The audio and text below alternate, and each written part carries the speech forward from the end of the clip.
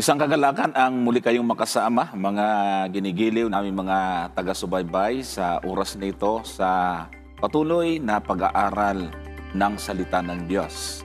Tayo po ay magpasalamat sapagkat binigyan tayo ng maayos na panahon at sa pagkakataong ito, mga kapatid at mga kaibigan, ang ating makakasama sa paglilingkod at pagbibigay ng mga kasagutan sa mga katanungan na naipadala po sa atin at doon din sa mga live na tawag ay walang iba kundi yung minsan na po nating nakapartner o nakasama sa programang ito sa katauhan po ng isang buting pastor, si Pastor Melvin Hamura. Magandang hapon sa iyo, Pastor. Magandang hapon din sa iyo, Brother Johnson. At ganoon din sa lahat po ng ating pong nakikinig. Isang mapagpalang araw po sa inyong lahat. At Brother Johnson, nais ko lamang bumati sa ilan po nating mga kaibigan na sumusubaybay sa atin at inaabangan talaga yung programang ito dahil sila po ay nabibless sa mga bagay na ating natatalakay. At nais ko pong batiin una yung akin pong mahal na asawa, yung aking anak na nandiyan po sa Dasmariñas, Cavite. At ganoon din po yung aking mga magulang, si Josephine and Joven Hamora. At ganoon din, kanina kasi ay nandun ako, kasama ako dun sa nakilahok dun sa training ng Red Cross na magagamit din natin sa ating mga ministry sa ACS natin. Sila Brother Fernando Camacho, nakasama po natin doon, si Sister Loida Rivera, si Marlo Mendiola, Sister Helen, at yung iba pa po nating mga nakilala at nakasama po sa training po na ito. At ganoon din po, binabati ko ang lahat po ng mga elders ng Imus 1. Binabati ko po kayo ng isang mapagpalang araw sapagkat ito, Brother Johnson, ay inaabangan din nila at sila po ay marami ring natututunan at nagagamit nila yung mga sagot natin para sa pangsagot naman dun sa mga tanong na itinatanong sa mga elders natin ito, Brother Johnson. Yan, maraming salamat, Pastor. At ating pong binabati yung ating regular na partner sa programang ito, si Pastor Viron Capiendo. Sila po ay nasa Bali, Indonesia at dumalo po sa isang Bible conference kasama po yung marami pa nating mga district pastor at sila ay naroon yan. Kaya binabati po natin lahat ng manggagawa ng Diyos na nandyan po sa Indonesia. So maraming salamat. Ganun din po yung mga taga-subaybay natin, sila Pastor Brian Tolentino, Pastor Ron Hinibago, si Brother Bong Aikban, na umatin naman sa Pathfinder sa US. Nandun po sila ngayon at mayroon pong mahalagang gathering din na nagaganap po sa mga oras na ito. So, binabati rin natin, mga kapatid, yung ating mga taga-subaybay ng programang ito, lalo na po sila Sister Susan Carolacan, sila Tita Nonata Thompson, binabati rin natin, sila Kuya Emil at Ate Shirley Santos, binabati rin natin. At yun din po si Engineer Bernabe Archeta at si Ma'am Lodi Archeta ay atin pong pinasalamatan din at binabati. So, malaya po kayo makakapagbigay ng inyong mga katanungan sa mga viewer po natin sa Facebook at sa YouTube. Ay inyo pong i-comment ang inyong mga tanong. Samantala, yung mga nanonood po sa atin sa GSAT, sa Hope Channel, ay makikita po ninyo yung mga numero sa inyong mga TV screen. Yan po ang inyong tatawagan, mga kapatid, para sa inyong mga live na tawag. Samantala ay habang wala pa po yun, ay atin pong tatalakayin yung mga unang request na tanong na naipadala sa atin. Pero kapag pahabol na babatiin, Pastor? Ayun, so siguro ihabol ko na rin po sa pagbati yung atin pong mga bagong nabinyagan po sa atin pong distrito. So ito pong programa na ito ay talaga makakatulong sa inyo upang mas lalo pong lumawak ang inyong pangunawa sa Biblia at talagang mag-delve tayo sa study po ng banal na kasulatan. Yun po, Brother Johnson. Thank you. So ngayon ay dumako po tayo sa isang request na topic. Ano po? Ito po ay mula kay ito po isang close friend or kapatiran na tawag ko sa kanya si Ate Mercy Mindanilla. At nag-send po siya sa atin ng message na ganito. Binigay po niya yung Genesis 32 verse 30 at John 1:18. Sabi niya ay contradicting daw. Sabi ko sa kanya, sino may sabi? Ang sabi niya, nakita ng apo ko sa FB na confused tuloy. So maganda na atin itong talakayin. Kasi kung hindi nga po natin, hindi po tayo pamilyar sa mga talata at hindi po natin may ipaliwanag ito ng mabuti, Pastor, ay pwede rin nga ma-confuse yun lang yung mga kabataan. Kabataan pa po yung kanyang apo. At nagpapasalamat po tayo kasi ano siya, medyo mahilig sa mga biblical topics. So mga kapatid, para ipaliwanag natin ng maayos ito, basahin po natin yung dalawang talatang ito. Alam natin na wala pong contradiction sa Bible. So paano po natin ito ipapaliwanag? Unahin natin yung Genesis chapter 32 verse 30. Ganito po kasi ang nakasulat sa talata, mga kapatid.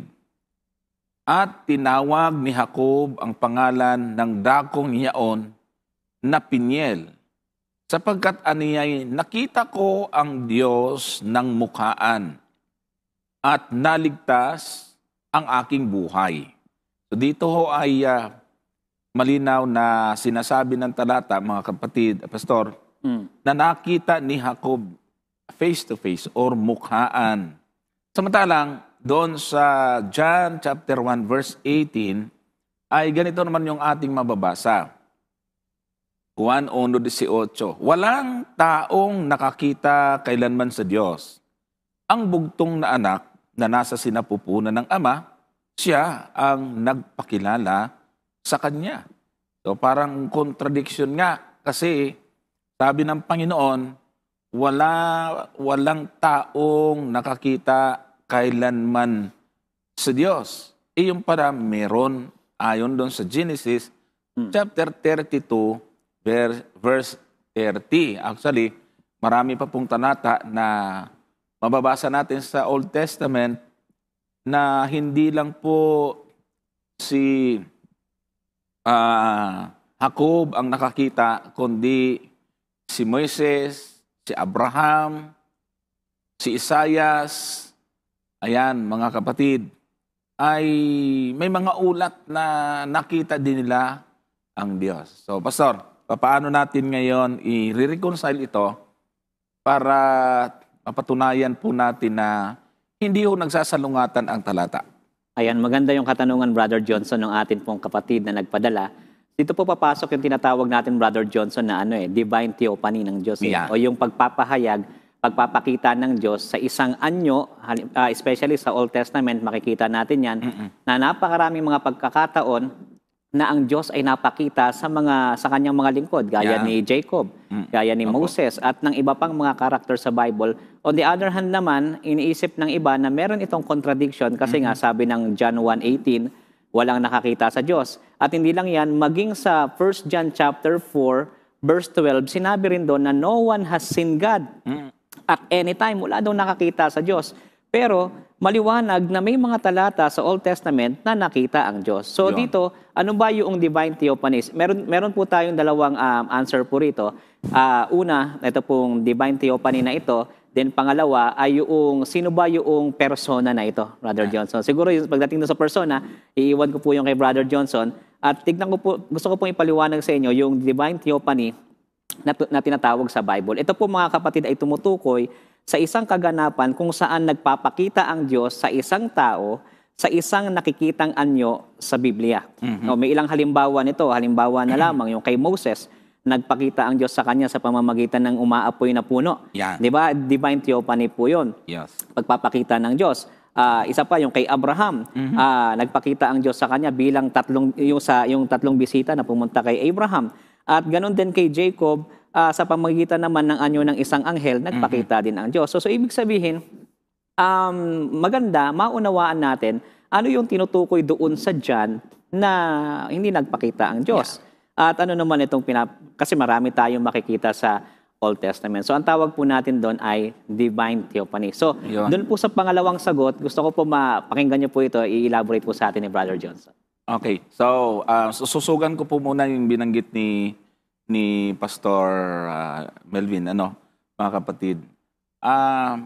Malinaw ang pagkakabanggit doon sa 1:18. Walang taong nakakita kailanman sa Diyos. Sino po ba yung nagsasalita doon? Siyempre yung ating Panginoong Jesus. So, ang tinutukoy niya na Diyos na walang nakakita, ang ibig po sabihin nito ay yung Ama.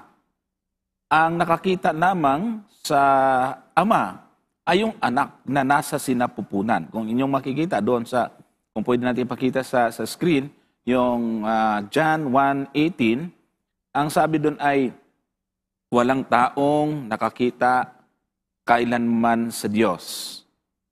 Yan, nakita po natin. Si Kristo po yung nagsasalita dyan. Ang bugtong na anak, siya yun, na nasa sinapupunan ng Ama, siya ang nagpakilala sa Kanya. Therefore, yung binabanggit ng ating Panginoon na Diyos na hindi nakakita ay yung Ama. Ano po, mga kapatid? Sa madaling salita ay, sino yung Diyos na nakita doon sa Old Testament? Ano po? Yung mga binanggit ni Pastor kanina, maganda ay magbasa po tayo ng mga, kahit hindi na natin lahatin yung talata. Una, yung panahon na nakita ni Moises yung Diyos. Nasa chapter 3 ng Exodus. Basahin lang muna natin itong verse 1, chapter 3, verse 1, hanggang sa verse 7. Babasahin ko lang po ito ng mabilisan.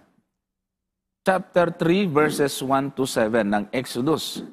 Ang sabi po dyan, inalagaan nga ni Moises ang kawan ni Jethro na kanyang biyenan, na saserdote sa Madian, at kaniyang pinatnubayan ang kawan sa likuran ng ilang at napasa bundok ng Diyos sa Horeb. Verse 2, at ang anghel ng Panginoon ay napakita sa kanya sa isang ningas ng apoy na mula sa gitna ng isang punong kahoy. At siya'y nagmasid at narito ang kahoy ay nagniningas sa apoy at ang kahoy ay hindi natutupok. So, kung mapapansin po ninyo diyan sa verse 2, ang pagkakabanggit sa talatang 2, yung anghel ng Panginoon ang nakita niya dito. Ngayon, makita na ni Moises yung anghel ng Panginoon sa verse 3, at sinabi ni Moises, ako'y liliko ngayon. At titingnan ko itong dakilang panoorin kung bakit ang kahoy ay hindi natutupok. Verse 4, at nang makita ng Panginoon. So, yung Panginoon na binabanggit rito sa verse 4, ay ito po ay kung titingnan natin yung King James dito, ito po ay naka-all caps yung Lord. Pagka yan po ay naka-all capital letters, mga kapatid, yan po ay hango sa Tetragrammaton, yung po YHWH English alphabet, or yung Yod He Vav He sa Hebrew. So, yan yung nakita ni Moises doon sa punong kahoy. Nakita naman niya na lalapitan siya ni Moises at sinabi, narito ako. Ayan, no? So nakita po ninyo yung pong English na i-plus po natin, naka-all capital letters yung Lord po dyan. Sabi po doon sa verse 5, at sinabi, huwag kang lumapit dito, hubarin mo ang iyong panyapak sa iyong mga paa, sapagkat ang dakong iyong kinatatayuan ay banal na lupa. Talatang 6, at bukod dito ay sinabi, ako ang Diyos ng inyong amang si Abraham. Ayan o yung, hindi ko nagbabago yung tinutukoy ng pastor. Yung angel of the Lord na ang pangalan ay hango sa Tetragrammaton ay nagsalita, ako ang Diyos ng inyong amang ama, ang Diyos ni Abraham, ang Diyos ni Isaac, ang Diyos ni Jacob at ni Moises nga. ni Jacob. At si Moises nga ay nagtakip ng kanyang muka sapagkat siya natakot na tumingin sa Diyos. Talatang 7, at sinabi ng Panginoon, akin ngang nakita ang kadalaman na aking bayan nasa Ehipto at aking dininig ang kanyang daing dahil sa mga tagapagpaatag sa kanila sapagkat talasas ko ang kanilang kapanglawan. So ito yung pagtawag ng Panginoon kay Moises para ilabas ang bayan sa Ehipto. At yun namang pagkakita ni Abraham ay nasa chapter 18 naman niya ng Genesis. Nabanggit na ni Pastor kanina, napakita po ito na mayroong 3 lalaki. So, ikakwento ko lang siguro, at susuganin lang ni Pastor, kung papasinihan niyo yung chapter 18 po ng Genesis, basahin lang po siguro natin doon yung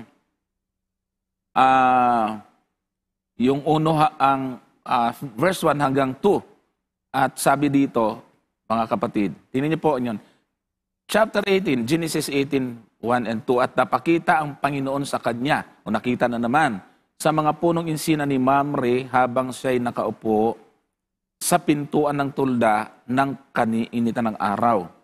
Talatang 2, at itiningin ang kanyang mga mata at nagmalas, narito 3 lalaki, ay nakatayo sa tabi niya at pagkakita niya sa kanila ay tinakbo niya upang sila'y salubungin mula sa pintuan ng tulda at yumukod siya sa lupa. So nakita po ninyo mula sa verse 1, napakita yung Panginoon. At yung Panginoon, ang nakita ni Moises dito ay 3 lalaki. Kung papansinin ninyo, pag tuloy-tuloy, naghanda pa nga ng karne itong si Abraham at kumain pa sila doon sa verse 4. Dinulutan ng inihandang pagkain, tapos sila po ay kumain hanggang sa talatang 5. Pag tinuloy po ninyo ang basa niyan, mga kapatid, pagdating doon sa verse 22 hanggang 23, yung pong anghel doon ay, 2 anghel ay pumunta ng Sodoma at Gomora. Tapos yung isa roon, kinausap ni Abraham.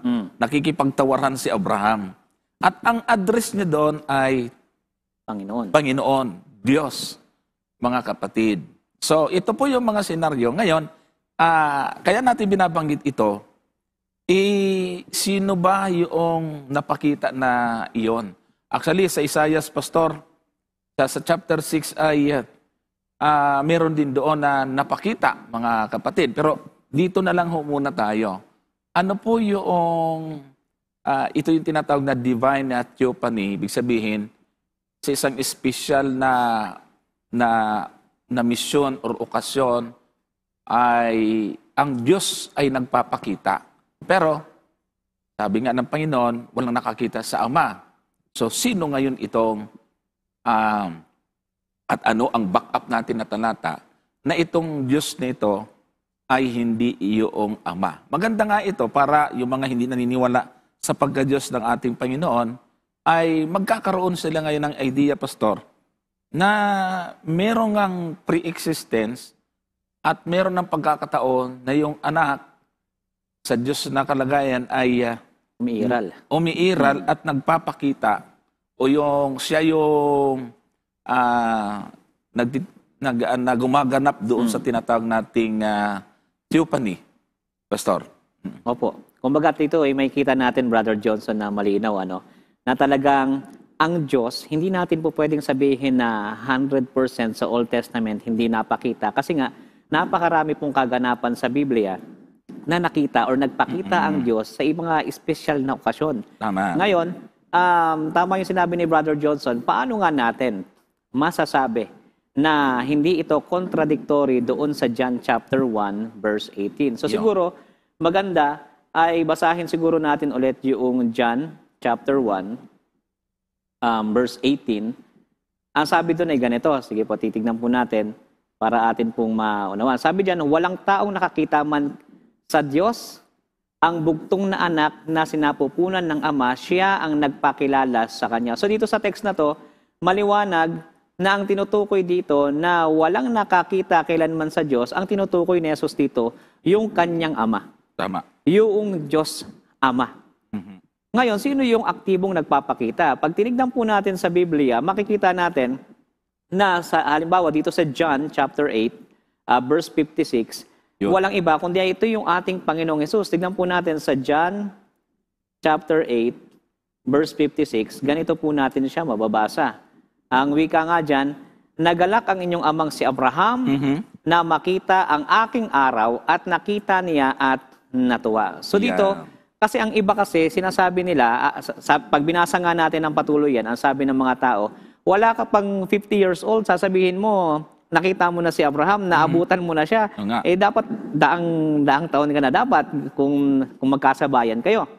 Pero, maliwanag dito sa talatang ito na nakita ni Abraham ang ating Panginoong Hesus. So, sa madaling salita, yung nagpapakita doon sa Old Testament, walang iba kundi tumutukoy sa ating Panginoong Hesus. At hindi lamang yan, nagpakita rin siya sa katawang tao dito naman sa Bagong Tipan, Brother Johnson. Yan. At kung idudugtong natin, Pastor, binasa na mo kanina yung 8:56 ng John, at babasahin natin yung 57 hanggang 58, ay merong karugtong na salita po doon. Balikan nga po natin yung John 8:57. Binasa kasi natin yung 56. Sinabi nga sa kanya ng mga Hudyo, wala ka pang 50 taon at nakita mo si Abraham. Verse 58, sinabi sa kanila ni Jesus, katotohanan sinasabi ko sa inyo, bago ipinanganak si Abraham ay ako nga. So ang tanong ngayon, kailan nangyari itong sinasabi ng Panginoon na nakita siya ni Abraham at natuwa? Yung binasa po natin ito doon sa Genesis chapter 18 at nagpatuloy po ito. Kung binasa natin yung 18 verse 1 and 2, tingnan po natin yung verse 3. Ituloy po natin mga kapatid. Sa Genesis 18 verse 3. Ang sabi po dyan, at nagsabi, Panginoon ko, kung ngayon nakasumpong ako ng biyaya sa iyong paningin, ay ipinamamanhi ko sa iyo na huwag mong lagpasan ang iyong lingkod. Verse 4, itulot mong dalhan kayo rito ng kaunting tubig at maghugas kayo ng inyong mga paa at pahinga kayo sa lilim ng kahoy. 5, at magdadala ako ng isang subong tinapay at inyong palakasin inyong puso at pagkatapos ay magsituloy kayo. Iyamang kayo na parito sa inyong lingkod at nagsipagsabi, mangyari ang ayon sa sinabi. Verse 6, at si Abraham ay nagmadaling napasatuldan ni Sarah at sinabi, maghanda ka ng agad ng 3 takal ng mainam na harina, iyong tapayin at gawin mong manting tinapay. Verse 7, at tumakbo si Abraham sa bakahan at nagdala ng isang bata at mabuting guya at ibinigay sa alipin at siya'y nagmadaling upang lutuin. Verse 8, at siya'y kumuha ng mantikilya at gatas at guyang niluto niya at inihain sa harapan nila at siya'y tumayo sa siping nila sa lilim ng punong kahoy at sila'y nagsikain. So, ayun na po mga kapatid, sa iba,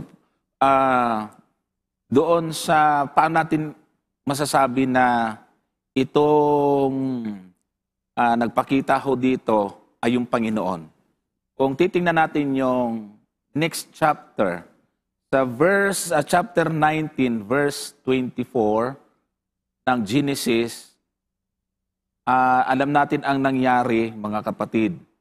Sa verse 24, kasi ito na po yung nagkatawaran yung Panginoon at si Abraham. Kung merong ganito karaming, lilipulin mo ba ang Sodoma? Kaso hindi umabot Talagang kaunti lang. Ang pamilya lang ni Lot ang nasumpungang tapat. Ang sabi po rito, nang magkagayoy, nagpaulan ang Panginoon sa Sodoma at Gomora ng asopre at apoy mula sa Panginoon na buhat sa langit. So ibig sabihin, yung pong nakausap ni Abraham, pumunta doon sa Sodoma, ay tinatawag na Lord. siya ang nagpaulan ng apoy, nasa Sodoma siya, at yung apoy galing sa Panginoon na nasa langit. So merong dalawang Lord po dito, isang Lord na nasa lupa sa Sodoma at Gomora, at isang Lord na buhat sa langit.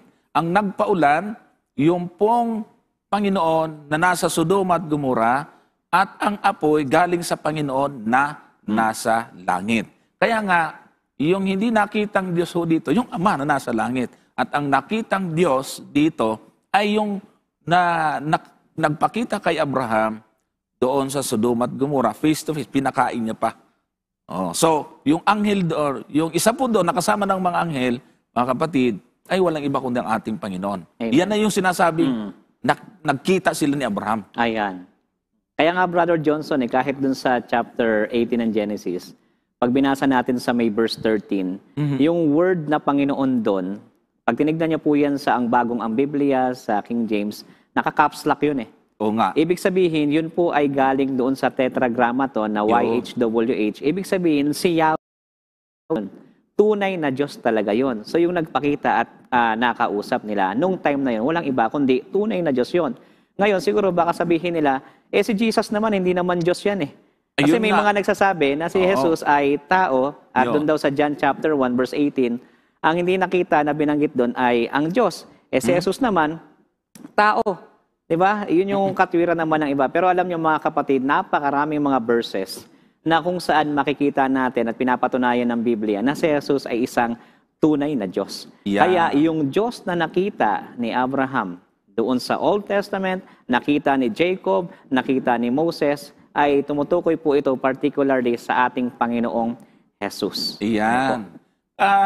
Actually, Pastor, maganda yung nabanggit mo. Bonus na ito doon sa tanong na yan. Susundan ko lang yung binanggit mo, Pastor. Actually, yung chapter 1, verse 18 ng John, ang nagpapatunay na hindi nga tao lamang ang Panginoon. Yeah. Balikan nga po natin yan. John 1:18. Ang sabi po dyan, pasanin niyo ba mga kapatid, ha? Walang taong nakakita kailanman sa Diyos. Hindi walang taong nakakita kailanman sa Diyos. Ang bugtong na anak na nasa sinapupunan ng Ama, siyang nagpakilala sa Kanya. So, hindi nga siya tao. Kasi walang taong nakakita sa Kanya.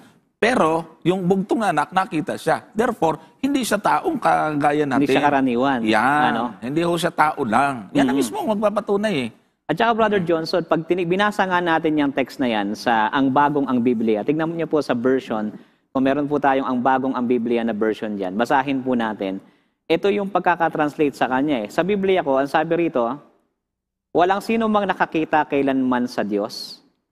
Ang Diyos na tanging anak na nasa kandungan ng Ama ang nagpakilala sa Kanya. So dito sa translation na to, Brother Johnson, pinapakita na ang nakakita sa Ama ay ang Diyos na tanging anak. Iyon. Kahit nga sa ibang version, sa English version, NIV, New King James, makikita natin ang tinutukoy dito sa Jesus pala ay isang Diyos. Ayan, nakikita niyo po. Ito ay ang Biblia. Ang Diyos na tanging anak. Ayan po yung makikita niyo dyan sa ating screen na translation. Walang sino mang nakakita kailanman sa Diyos. Ang Diyos na tanging anak na nasa kantungan ng Ama ang nagpakilala sa Kanya. Siguro, Brother Johnson, may babangon na naman tanong dyan eh. Kasi sasabihin naman nila, di lalabas niyan, dalawa pa lang Diyos nyo. Sunod-sunod yan eh. Kasi pag sinagot natin yung isa doon, hindi malabo na mag-iisip sila na, teka lang, si Jesus naman, hindi Diyos. Kung nakita naman natin sa Bible, sa binasa nating talata na si Jesus ay isang tunay na Diyos, babangon naman, Brother Johnson, yung tanong na lalabas niya parang dalawa ang Diyos nyo. Tapos doon sa binasa sa Genesis, teka lang, bakit lalabas niya na merong dalawang Lord, may dalawang Panginoon? So alam niyo po mga kapatid, ang Bible ay hindi po nagtuturo na dalawa ang Diyos, tatlo ang Diyos, o marami ang tunay na Diyos. Ang binabanggit ng Bible, merong lamang isang tunay na Diyos. Yeah. At ang iisang tunay na Diyos na ito ay makikita natin sa Bible na napahayag sa meron siyang tatlong persona. Ang Ama ay Diyos, ang Anak ay Diyos, ang Banal na Espiritu ay Diyos. Ang tatlong persona na ito ay magkakahiwalay na persona, hindi sila iisang persona, kundi three distinct person, pero itong tatlong persona na ito ay tinatawag na iisang Diyos sa Biblia. Ang anak ay Diyos, ang ama ay Diyos, ang Holy Spirit ay Diyos. Sila po ay tunay na Diyos, pero hindi tatlong Diyos, Brother Johnson. Iyan. May reaksyon po sa atin, isang kaanib ng Iglesia ni Cristo na nanonood po sa atin. Ito po ay follower namin at follower na rin ng Hope Channel, si Brother Natoy Alinton. Binabati po natin na magandang gabi, Brother Natoy. Salamat. At ito po ay maayos at magalang magtanong. Ang kanya pong sinabi ko rito, pakilagay po sa screen, ang sabi po niya rito, Pastor, sige, pakiparan para makita ni Pastor. Yan. Akala lang yan ni Jacob na ang mukha ng Diyos mismo ang nakita niya. Pero, anghel yon ng Diyos na nagpakita sa kanya. Totoo po na wala talaga nakakita sa Diyos.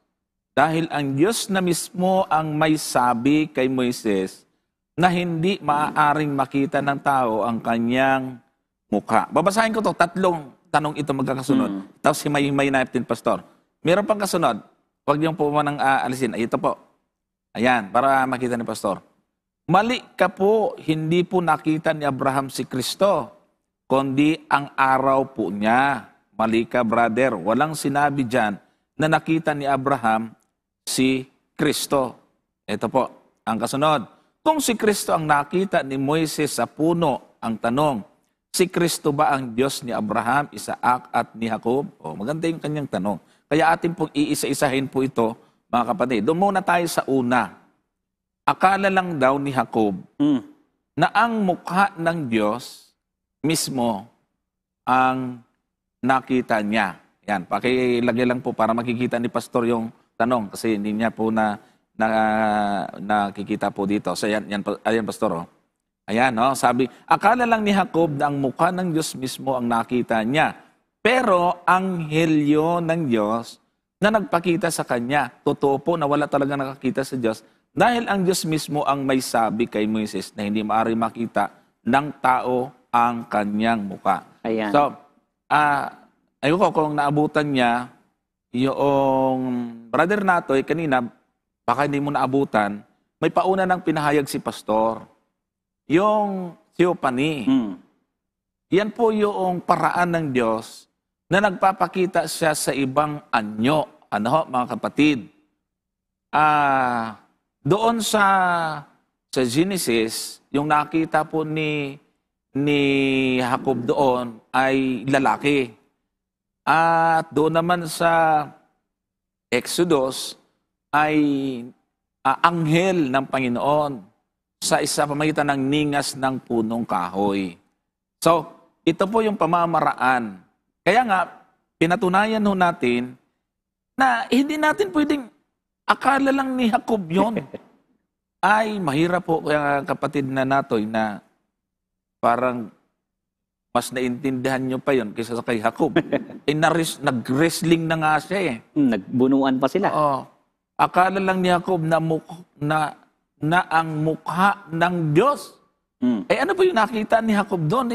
Nagbuno na nga sila eh. Matindi, halos magdamag eh. Hanggang magbubukang liwayway nga eh. Oo nga eh. Ay, sige, Pastor. Ayan, yun nga, Brother Johnson, kung makikita natin, how come na magkakamali dito si Jacob, kung nagbuno sila, and then ang pagkasabi nga sa verse 28, pag binasa po natin yung verse 28, pwede po natin i-flash sa Chapter 32. ito. Chapter 32, verse 28. Sabi rito, ang iyong pangalan ay hindi natatawagin Jacob. Genesis 32:28. Yan. Genesis 32:28. Sabi diyan, ang iyong pangalan ay hindi natatawaging Jacob, kundi Israel. Yun. Sapagkat ikaw ay nakipagpunyagi sa Diyos at sa mga tao at ikaw ay nanaig. Yan. So, eto, kung hindi pala ang Diyos yung nakita niya ng mukhaan na yon, bakit sasabihin ikaw ay nakipagpunyagi o ikaw ay nakipaglaban, ikaw ay nakipag-wrestling sa Diyos? Dapat ang binanggit diyan, ikaw ay nakipagpunyagi sa anghel. Yan. Di ba? Isa pang talata, Brother Johnson. At Pastor, bago yan, yung sa verse 24, 30-24, kung babasahin po natin dyan, ayan, ilagay natin sa verse 24, yung pa rin chapter, ayan o. At naiwang mag-isa si Jacob at nakipagbuno ang isang lalaki sa kanya hanggang sa pagbubukang liwayway. Kaya, ang ating Panginoon bilang Diyos, hindi rin talaga siya pwedeng magpakita na dala niya ang kaluwalhatian. Kaya, kasi mamamatay nga, mamamatay yung tao. Kaya yung ating Panginoon ay gumagamit ng ibang manifestation na hindi po taglay ang kaluwalhatian bilang Diyos. Yan. Kaya dito, nagpakita siya bilang isang lalaki. Sige, yan yung Chopanina, binabanggit ituloy natin. niyo yung sasabihin niyo sana, Pastor. At saka ito, halimbawa, kaya nga pagdating po sa may verse 30, Genesis 32 verse 30, ganito yung sabi pag binasa po natin sa ating, pakita natin, sabi dyan, at tinawag ni Jacob ang pangalan ng dakong yaon na Peniel, sapagkat aniya'y nakita ko ang Diyos ng mukaan. Yun, no? Kung nagkamali dito si Jacob, at sasabihin na nung ating kapatid na, nagkamali lang dyan si Jacob, sino ba yung nakipagpunyagi? Sino ba yung nakipag-wrestling? Hindi ba si Jacob? Alangan namang sabihin niya ay, hindi ako sigurado na Diyos talaga yon, baka anghel yon. Bakit niya ipapangalan na Peniel? Kasi ang meaning ng Peniel ay muka ng Diyos. Iyon nga. Ay. Di ba? Oo nga. Mahirap yun. Buti sana ko ang meaning niyan ay mukhang kahawig ng mukha ng Diyos. Hindi naman pala hindi naman pala akala lang ni Jacob ay mukha. Ay mahirap po, brother Natoy, na ating pakialaman ho yung talata ng Biblia. So, yun po yung isang bagay na dapat po natin mapansin po doon. Ngayon, puntahan po natin yung pangalawa niyang binanggit ho rito. Sabi niya, mali ka po. Hindi po nakita ni Abraham si Kristo, kundi ang araw po niya. Mali ka, brother. Walang sinabi dyan na nakita ni Abraham si Kristo. Di basahin natin yung chapter 8, verse 56 hanggang 58 ng John. Binasa na natin to kanina, ulitin natin para lang po sa ikalilinaw ng talata, mga kapatid. Chapter 8, 56 hanggang 58. Tingnan po ninyo, mga kapatid. Nagalak ang inyong amang si Abraham na makita ang aking araw. Yun ang kanyang sandalan, yung araw daw. Ang tanong natin ngayon ay paano nagpakita ang araw ni Jesus kay Abraham? Alangan namang araw lang. Alangan namang araw yung nakita niya. Uy, yung sun. Ano ba yun? Paano ba yun? Paano makikita niya yung araw? So, ano bang ibig sabihin ng Panginoon sa salitang yan? At natuwa. Ayan. Sinabi nga sa kanya ng mga Hudyo, wala ka pang 50 taon at nakita mo na si Abraham. Bakit di sinabi dito ng mga Hudyo, wala ka pang 50 taon, nakita mo na yung araw ni Abraham? So, nagkakaintindihan yung Panginoon at yung mga Hudyo, nang sinabi ng Panginoon na nakita ni Abraham yung aking araw, hindi yung araw lang talaga. Kundi, mismong sinasabi ng Panginoon na si Abraham yon. Kasi kung naintindihan ng mga Hudyo na yun ay araw ang tinutukoy ng Panginoon, sana, wala kang 5 taon, nakita mo ng araw ni Abraham. At kung tama nga na araw ang nakita niya, dapat kinurik ng Panginoon. May sinabi ba akong araw ko ang nakita niya? May sinabi akong nakita ba niya? Di ba, ang sabi ko yung araw ko, wala akong ganon. Kapatid. So nakikita ho natin dito na yun ho ay paraan. Nalalungkot ako, Pastor. Ginagawa ng paraan ng ating Panginoon maibaba. Nagpakumbaba na nga yung Panginoon, ngayon ibababa pa natin ng husto. Ito na nga ay meron na ngang mga pahiwatag sa atin dito. At saka paano yung verse 58? Sinabi sa kanya ni Jesus, katotohanan sinasabi ko sa inyo, bago ipinanganak si Abraham, ay ako nga ang araw. Wala namang araw doon. Saka parang ano yan, Brother Johnson, magbigay tayo ng isang illustration. Halimbawa, sabihin nung aking tatay na, natutuwa ako sa iyo anak kasi nakita ko yung araw na ikaw ay nag-asawa na.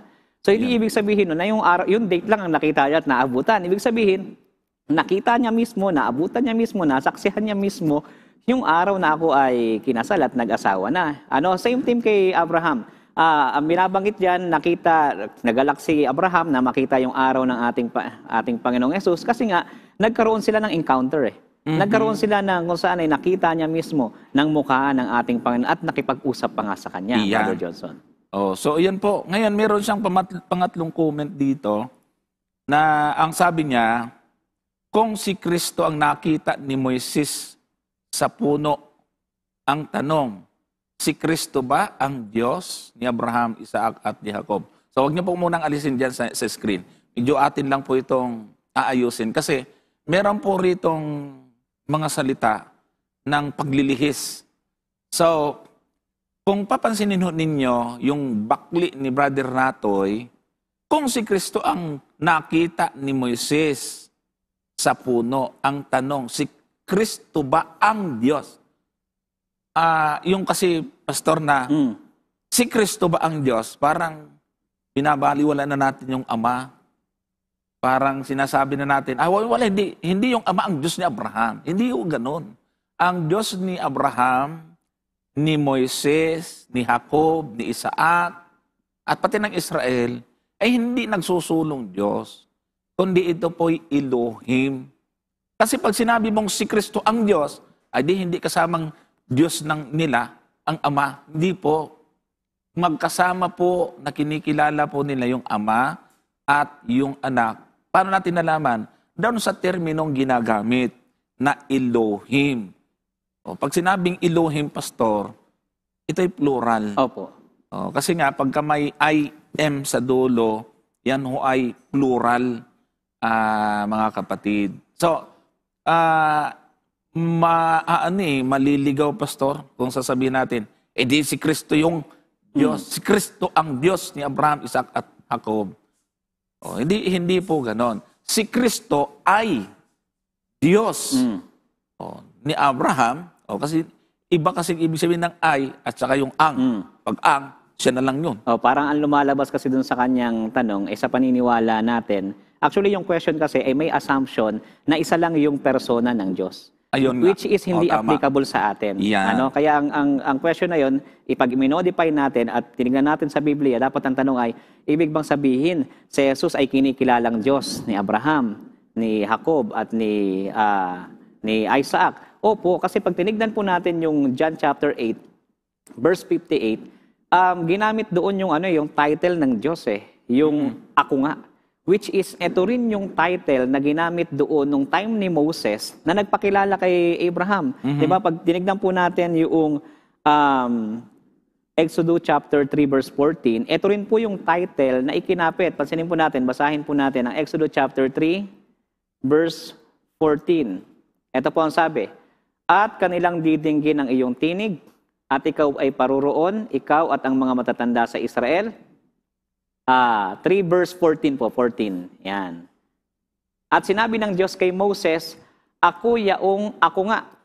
At kaniyang sinabi, ganito ang sasabihin mo sa mga anak ni Israel, sinugo ako sa inyo ni ako nga. Yan. Diba? Nung binasa natin kanina sa John chapter 8 verse 58, sabi ni Jesus, bago ipinanganak si Abraham ay ako nga. So yung title na ito ay applicable na makikita natin sa ating Panginoong Hesus. At itong ako nga, nakausap ni Moses nung time na ito, ay ito rin yung Panginoon. Ito rin yung ako nga na nagsabi sa kanya, ako ang Diyos ng iyong mga ninuno na si Abraham, si Isaac at si Jacob. Kaya maliwanag dito, Brother Johnson, na makikita natin na si Moses, inikilala niya ang ating Panginoong Hesus bilang Diyos.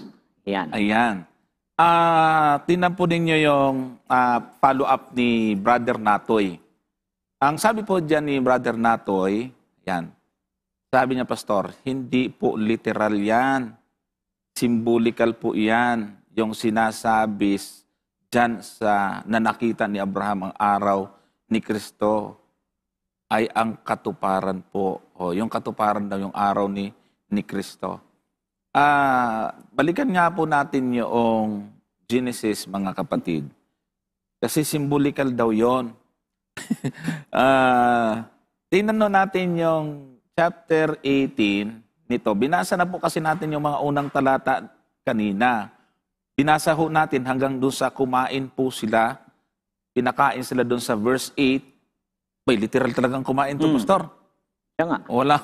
Wala sinabing, Pati yung pagkain nila, symbolical. Hindi naman vision yun. Oo nga.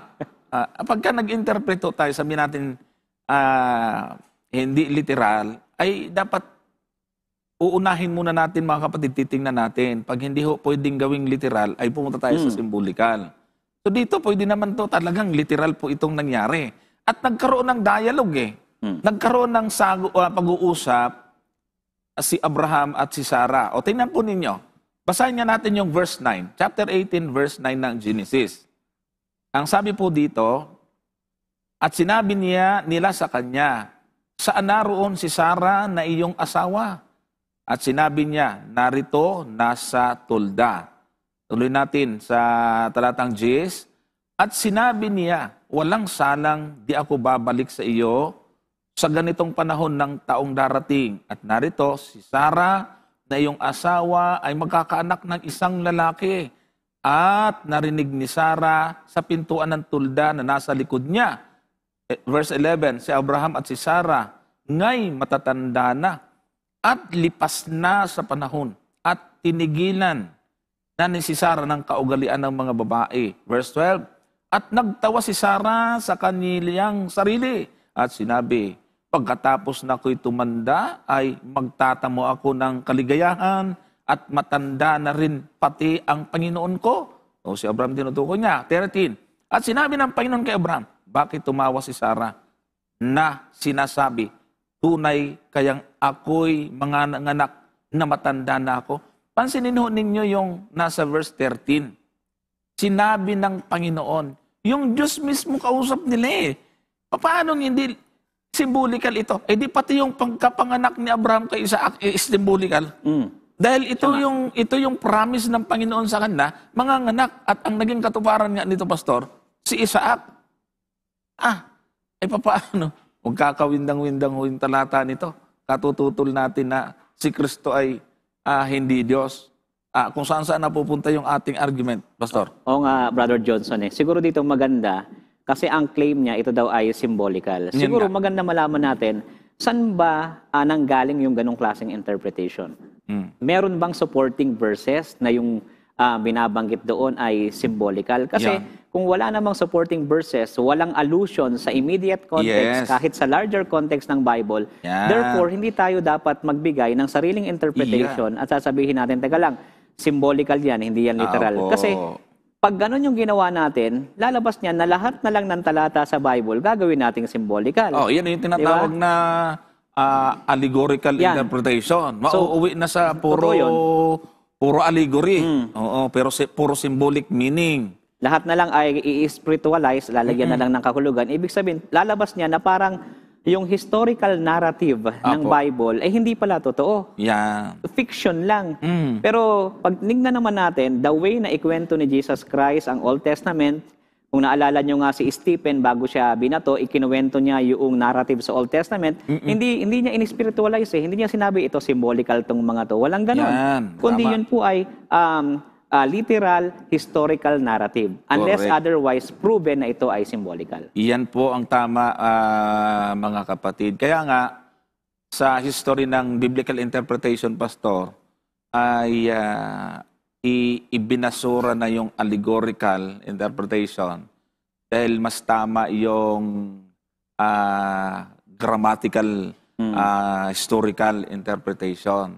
Kasi may danger po sa allegorical. Kaya meron pong mga pangunahin, pasensya na po, hindi naman natin sinisiraan, kundi meron lang pong pangunahin na mga grupo ngayon na gumagamit talaga ng allegorical. Kasi pag sinabing allegorical, ito yung merong group, merong leader na siya lang ang magsasabi ng tamang kahulugan. At ito po yung ating mga kaibigan nga na kinaaniban ni Brother Natoy at yung mga dumaan sa Watchtower. Alam niyo po yon. Ang lahat ng publication na hindi dumaan sa Watchtower, mali. Yan po yung anino ng allegorical interpretation nung panahon nila Martin Luther. Ayan.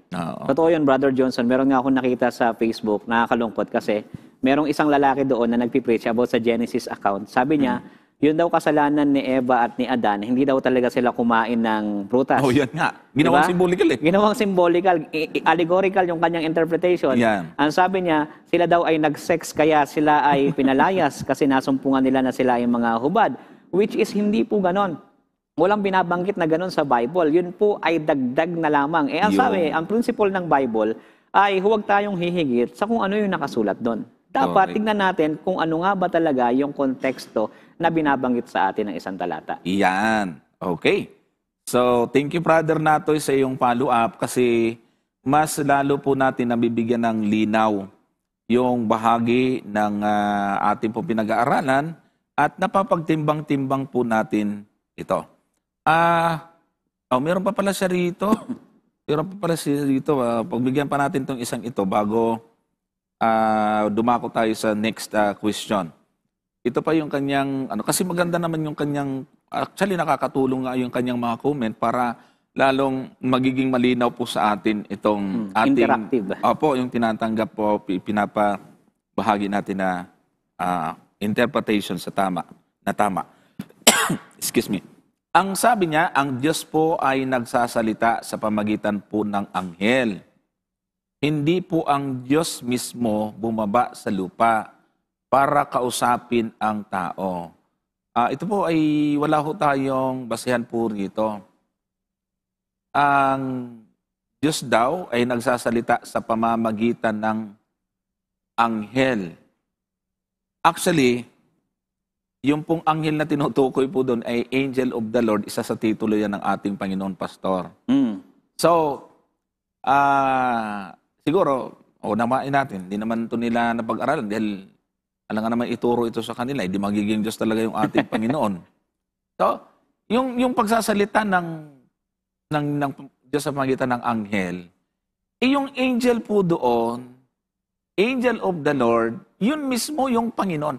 Alam niyo yung pangalan, Pastor, yung tetragrammaton, hindi pwedeng ikapit sa anghel to eh. Totoo po yan. Hindi ho pwedeng ikapit po ito sa anghel. Kaya, pag binalikan po natin yung Exodus chapter 3, mga kapatid, na binabanggit ho roon, yung tingnan nga natin ito, para makita lang po natin yung bagay na mahalaga.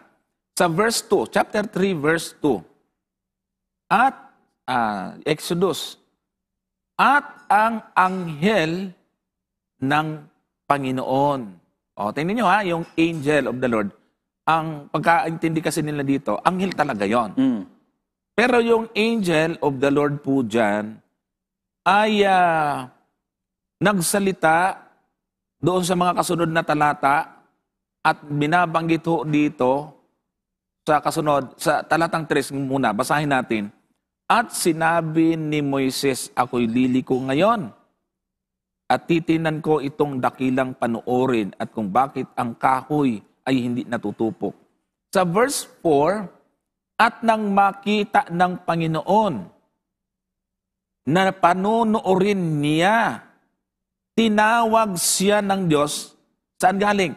Mula sa gitna ng mababang punong kahoy. Bakit naging Diyos itong anghel na ito? Ang nakita po doon sa verse 2 ay angel of the Lord. At yung nagsalita doon, saan nakita yung, sa verse 2, pakilagay sa verse 2, at ang anghel ng Panginoon napakita sa kanya, saan? Sa isang ningas ng apoy mula sa gitna ng mababang punong kahoy. Sige, granting. Anghel yan. Bakit pagdating dito sa talatang 4, Diyos na yung anghel? Talatang 4, at nang makita ng Panginoon na panonoorin niya, ay tinawag siya ng Diyos. Saan galing? Mula sa gitna ng mababang punong kahoy. Ang nakita ho doon, angel of the Lord. Pero sabi dito sa verse 4, Diyos yon. Ay hindi po pwedeng ilakapit po dyan kasi yung English ho niyan ay tetragrammaton. Hindi po yan ginagamit sa anghel. So nakita ho ninyo yung problema. Hindi po yung anghel yung pong created na angel of the Lord dyan. Mismong Diyos. Hindi, pag pinarsing kasi natin ito, Pastor, sa Hebrew, yung nakita doon, singular. Eh kung may Diyos pala at may anghel doon, dapat plural yon. Yan nga. Pero pag tiningnan po ninyo, yung pong nakita ni Moises dito ay singular. Sino yon? Angel of the Lord. At the same time, sabi sa verse 4, ito ay Diyos. O yun po yung malinaw dyan, Pastor.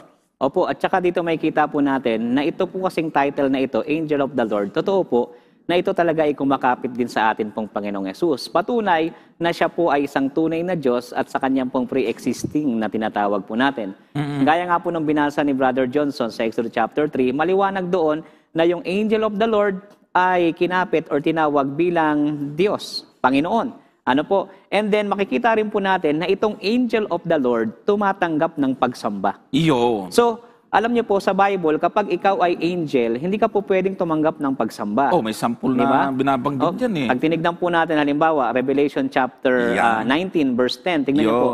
Revelation chapter 19 verse 10. Ganito po natin siya mababasa. Sabi diyan, at ako'y napatira pa, ito po ay si John, sa kaniyang paanan, ang tinutukoy niya yung anghel, upang siya ay aking sambahin. At sinabi niya sa akin, ingatan mong huwag gawin iyan, ako'y kapwa mo alipin. At ng iyong mga kapatid na merong patotoo na Jesus, sumamba ka sa Diyos, sapagkat ang patotoo na Jesus ay siyang espiritu ng hula. Ang sabi nung anghel kay John, ang Diyos lang ang dapat mong sambahin, sumamba ka sa Diyos. Alam niyo po, sa Old Testament, sa aklat ng mga hukom, Judges, chapter 6, verse 11 hanggang 24, pag binuo po natin yung basa nito, makikita natin na si Gideon sumamba doon sa anghel ng Panginoon. So siguro basahin ko ito para makita talaga natin at maintindihan. Hukom chapter 6 verse 11. Umpisahan po natin sa verse 11. Bibilisan ko na lang yung pagbasa. Sabi diyan, at ang anghel ng Panginoon ay naparoon at umupo sa ilalim ng insina na nasa Opra. Pansinin po natin ang binabanggit dito ay yung angel of the Lord. Na kay Joas na Abiaserita at ang kanyang anak na si Gideon ay pumapalo ng trigo sa ubasan upang itago sa mga Madianita. Verse 12, sabi rito, at napakita ang anghel ng Panginoon sa kanya at sinabi sa kanya, ang Panginooy sumasa iyo, ikaw ay lalaking makapangyarihang may tapang. 13, at sinabi ni Gideon sa kanya, o Panginoon ko, kung ang Panginoon ay sumasa amin, pasinin niyo po yung word na ginamit ni Gideon, sabi niya, o Panginoon ko, kung ang Panginoon ay sumasa amin, bakit nga ang lahat ng ito ay sumapit sa amin? At saan naroon ang lahat niyang kababalaghang gawa na isinasaysay sa amin ng aming mga magulang na sinasabi, hindi ba tayo iniahon ng Panginoon mula sa Ehipto? Ngunit ngayon hihiwalayan kami ng Panginoon at ibinigay kami sa kamay ng Madian. 14, at tiningnan siya ng Panginoon. At sinabi, pansinin niyo po mula doon sa title na Angel of the Lord, ang ginamit na rito ngayon ay Panginoon na, Lord na. At sinabi, yumaon ka sa kalakasan mong ito at iligtas mo ang Israel sa kamay ng Madian, hindi ba kita sinugo? Ang nagsugo na ngayon ang Panginoon. Siya na ngayon na yung direktang kausap ni Gideon. Verse 15, at sinabi niya sa kanya, o Panginoon, paanong ililigtas ko ang Israel? Nakikita po natin na the way na makipag-usap na ngayon si Gideon, ang address niya na hindi angel, kundi Panginoon. Narito ang aking angkan, ay siyang pinakadukha sa Manases at ako ang pinakamaliit sa bahay sangbahayan ng aking ama. 16. At sinabi ng Panginoon sa kanya, walang pagsalang ako'y sa iyo at iyong sasaktan ang mga Medianita na parang isang lalaki. 17. At sinabi niya sa kanila, kung ngayon nakasumpong ako ng biyaya sa iyong paningin, ay bigyan mo nga ako ng isang tanda na ikaw ay nakikipag-usap sa akin. 18. Isinasamo ko sa iyo na huwag kang umalis dito hanggang sa ako'y parito sa iyo at ilalabas ko ang aking handog at ilapag ko sa harap mo at kaniyang sinabi, ako'y maghihintay hanggang sa ikaw ay bumalik. Makikita na natin dito na si Gideon ay maglalabas ng handog. Ito ay offering, tanda po ito ng kanyang pagsamba sa Panginoon. Then 19. At si Gideon ay pumasok at naglutong madali ng isang anak ng kambing at ng isang efa ng harina ng mga munting tinapay na walang libadura. Inilagay ang karne sa isang buslo at kaniyang inilagay ang sabaw sa isang palyok at inilabas sa kaniya sa ilalim ng insena at inihain. Verse 20, at sinabi ng anghel ng Diyos sa kaniya, kunin mo ang karne at ang munting tinapay na walang libadura, ipatong mo sa batong ito, ibuhos mo ang sabaw at kaniyang ginawa gayon.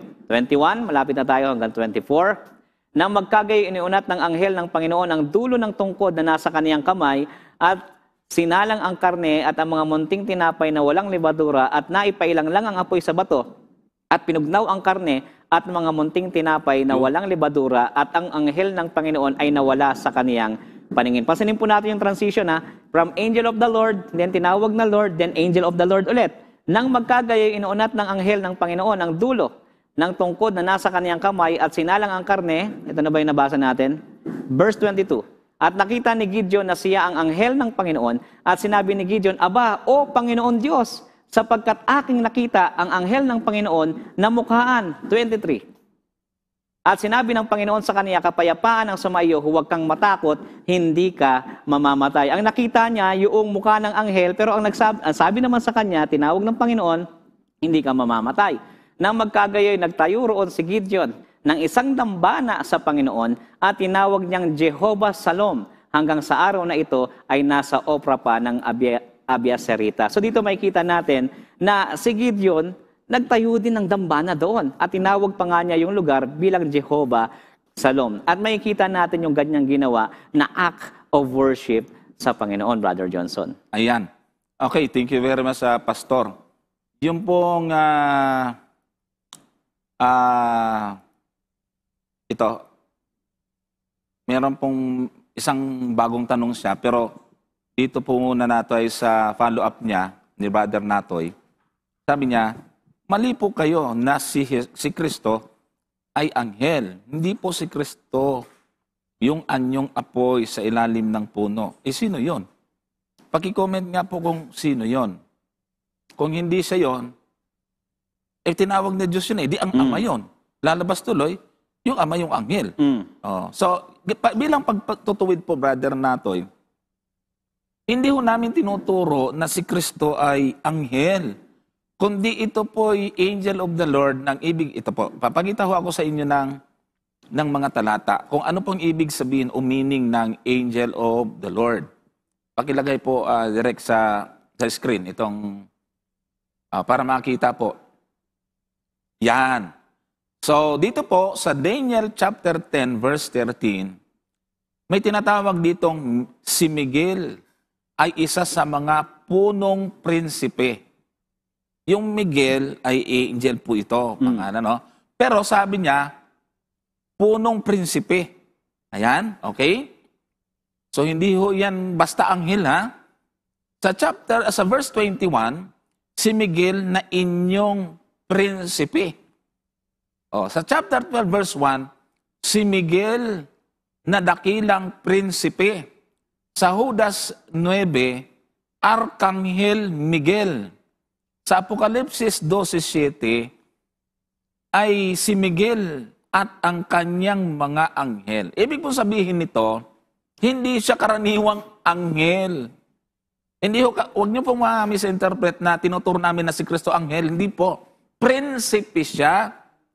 Michael the Archangel. Ibig sabihin, siya yung prinsipe ng mga anghel. Hindi ho siya anghel, kundi prinsipe ng mga anghel. Kaya nga yung paggamit na angel of the Lord, ang angel kasi angelos sa Greek, Pastor, na ibig sabihin ay messenger. At hindi natin pwedeng tanggihan na si Kristo ay messenger. So ganyan ho ang pag-aaral. No? Huwag niyo pong misinterpret na tinuturo ng Adventist na anghel siya. Hindi po. Pag sinabing si Kristo ang leon ng Huda, hindi natin tinuturo isa siyang hayop.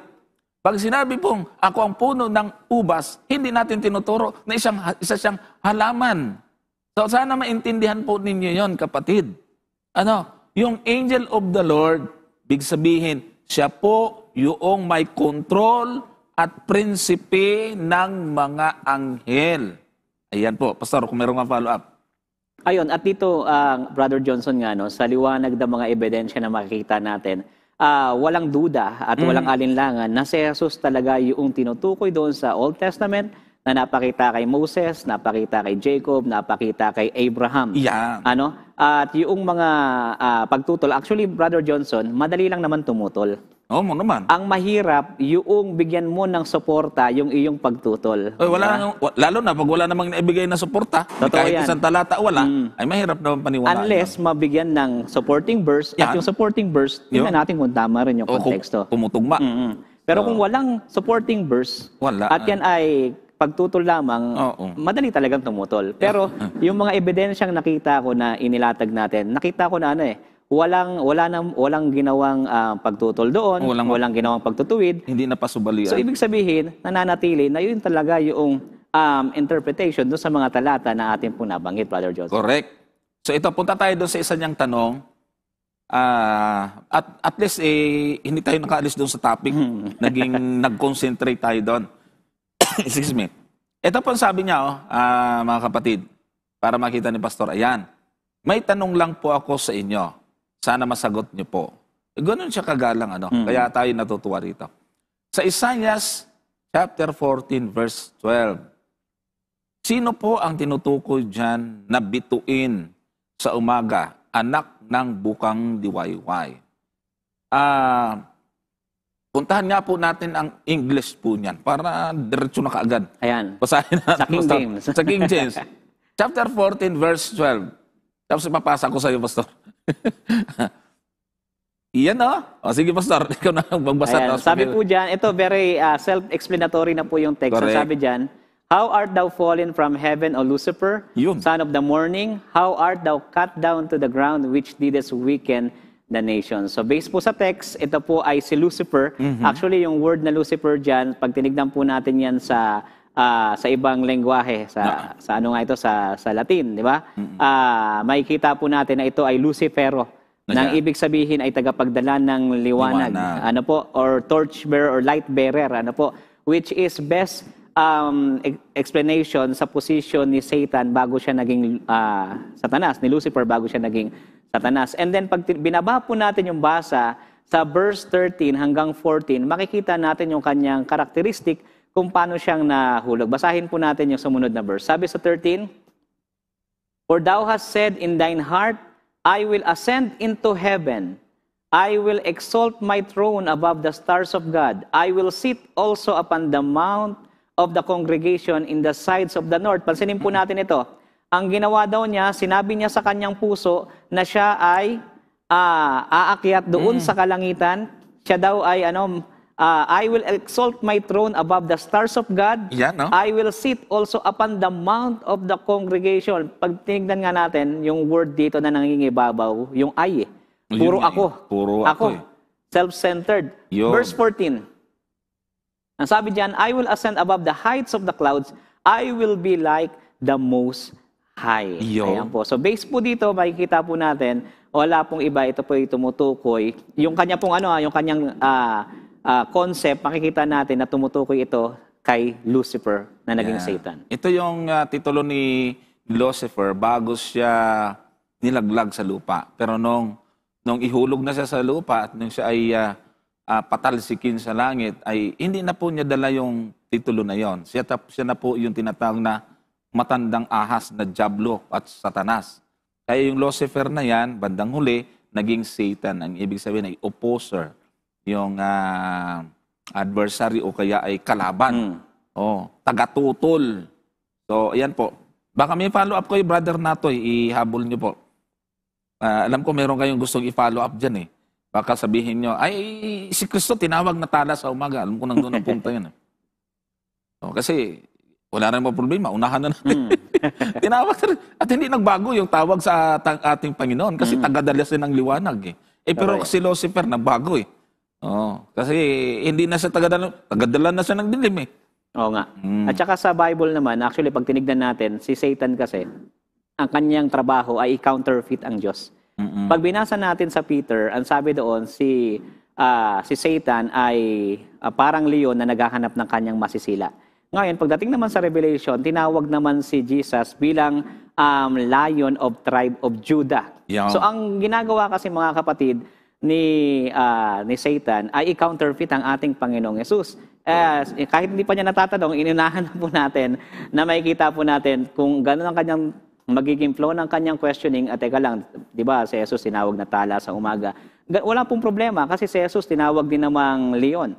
Si Satan tinawag din namang leon. Dito makikita natin kung ano yung ginagawa ni Lucifer para i-counterfeit ang ating Panginoong Yesus. Gagawin niya ang lahat kasi nga, based doon sa Isaiah, gusto niyang maging kagaya ng Diyos. Correct. Kaya gagawin niya ang lahat ng kanyang magagawa para i-counterfeit ang ating Panginoong Yesus, Brother Johnson.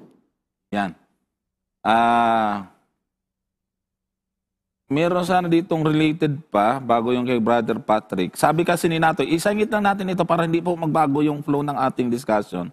Si Satanas ba ay namatay? Isaiah chapter 14 verse 15. Ngunit anong nangyari? Nahulog ka sa idaigdig ng mga patay. Okay, magandang follow up ito. Sige lang. Bago natin ito isingit kay Brother Patrick ay para hindi tayo mawala sa topic. Puntahan natin yung sinasabi po niya dito na si Satanas ba ay namatay? Chapter 14 verse 15.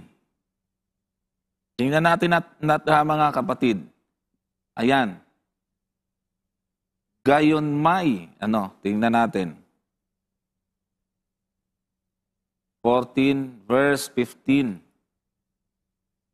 Tingnan niyo po ha.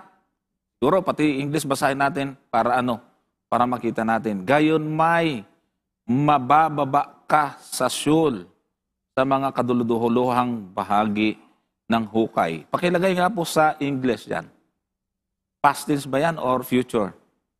Sabi po yan, dyan, yet thou shalt be brought down to hell, to the sides of the pit. Yan. Future pa ito, Pastor. Merong shalt eh. Kasi gusto niya, namatay na ba? Hindi. Kaya nga may future tense eh. Sabi po dyan, no? Yet thou shalt be. Ito sa King James. Thou shalt be brought down to hell. Hintay-hintay lang kapatid. Mamamatay din sa Satanas. Okay. So dito tayo kay Father Patrick Gonzales. Ito po ang isa sa YouTube siya yan ba? Okay. So hindi pala ito. Biblical po ba ang Calvinism doctrine and theology gaya po ng total depravity, unconditional election, limited atonement, irresistible grace, perseverance of the saints. Ayan, kaya nga, may Calvinistic eh. Sige, Pastor, anong Ayan, masama? actually po, meron pong dalawang tinatawag na view ang Calvinism. Yun pong tinatawag na strong Calvinist at yung tinatawag naman na moderate Calvinist. At ito pong sa dalawang view na ito, kung ang tinutukoy po natin ay yung strong Calvinism, masasabi ko po sa inyo na ito po ay hindi biblical. Pwede po bang pakita natin? Ang tawag nga po nila dyan ay TULIP. TULIP. Ano po? Yung acronym niya. Kasi total, yung T, yung U, yung I at yung P. Yung total depravity na tinatawag dito ay yung ang tao ay nailayo sa Diyos, wala siyang kakayahan sa kanyang sarili na siya ay sumamba sa Diyos, kilalanin ang Diyos, or lumapit sa Diyos. Which is, kung titignan po natin, totoo naman na ang tao talaga ay depraved, nalayo tayo sa Diyos. Which is, hindi natin sinasabi na itong number 1 ay totally incorrect. Pero sa view kasi ng Calvinism, hindi lalabas niya na ang Diyos hindi makaka-response doon sa biyaya ng Diyos unless na siya ay ne-regenerate ng Holy Spirit. Ngayon, yung moderate Calvinism naman, binabanggit doon na totoo, ang tao ay totally depraved, talagang nailayo sa Diyos, pero maaari siya sa kanyang free will at sa tulong ng Diyos na mag-response doon. Ngayon, pansinin natin yung number 2, yung binabanggit doon na unconditional election. Kasi nga, yung kanilang unconditional election, bakit natin nasabi na yung kanilang number 1 ay mali? Kasi pagdating sa number 2, unless na ikaw ay pinili hindi ka mare-regenerate. Yeah. Ibig sabihin, meron lamang mga tao na pinili ang Diyos para siya ay maligtas. Halimbawa, ako nandito yun na yung kapangatlo, yung kasama ron. Yung kasama na yung pangatlo ron, yung limited atonement. Kasi lalabas niyan na yung atonement ng Diyos, limitado lang doon sa mga pinili ng Diyos. Yun. So kahit ako nagsisimba, kung hindi naman ako napili, hindi rin ako ligtas. Kawawa naman. Ano po, kawawa naman. Hindi naman wala naman makakapagsabi ay ligtas ako kasi sa Bible may nag-assume ligtas, yun pala hindi. Totoo yan. Kaya nga, pag tinanong natin sila, wala rin silang determining factor para sabihin na sila ay kasama doon sa naligtas. Anong katunayan nila? Anong katunayan mo ron? And then yung number 4 nila, ang sabi nga dyan ay irresistible grace. Irresistible grace. Ibig sabihin, once na yung grace ay nasa Panginoon. Pakilagay po itong nasa slide ko po. Yan, once na ikaw ay pinili, di ba? Lalabas niyan ay, ano na yan parang, ano man ang gawin mo, irresistible yan. Hindi mo pwedeng i-resist yun. Hindi mo pwedeng i-resist. Hindi mo pwedeng tanggihan. Kumbaga para sa kanila, ang determining factor nila na hindi ka napili ay kapag nag-backslide ka.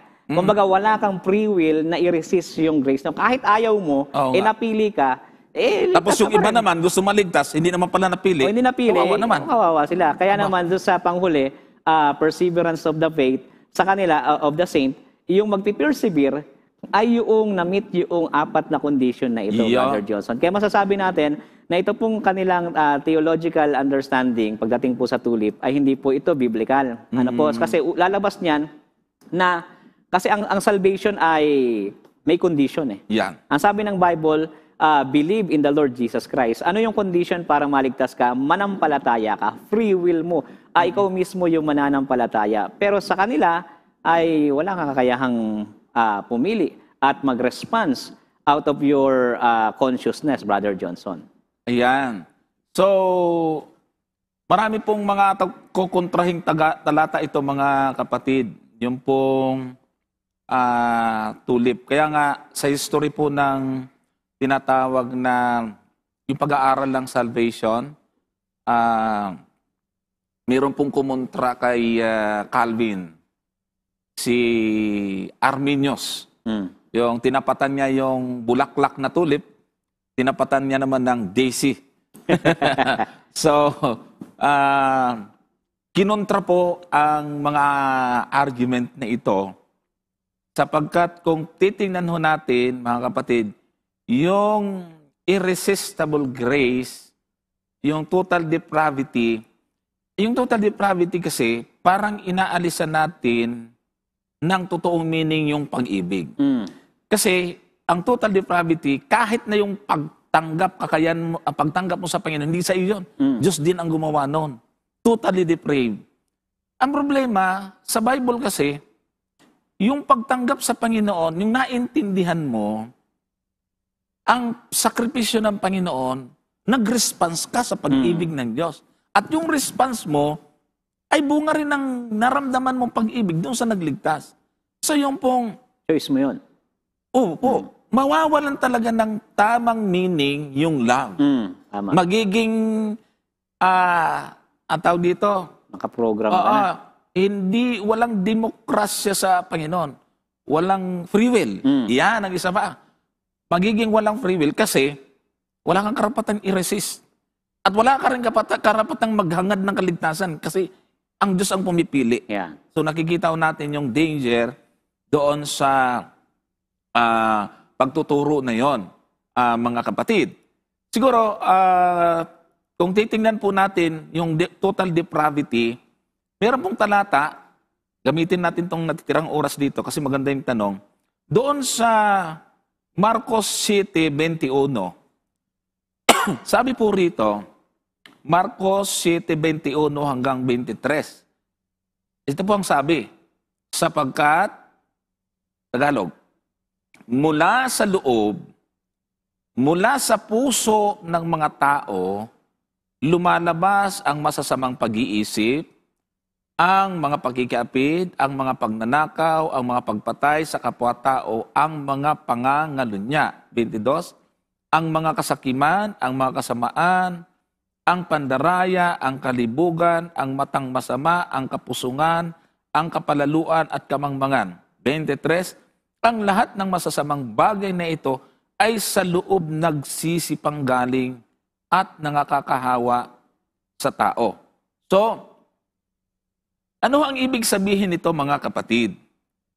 Ang nagpapatunay ho rito na yung pong tao ang nagdidetermina kung saan niya. Kaya nga sabi, destiny is not a matter of chance, but a matter of choice. Pinili mo ito.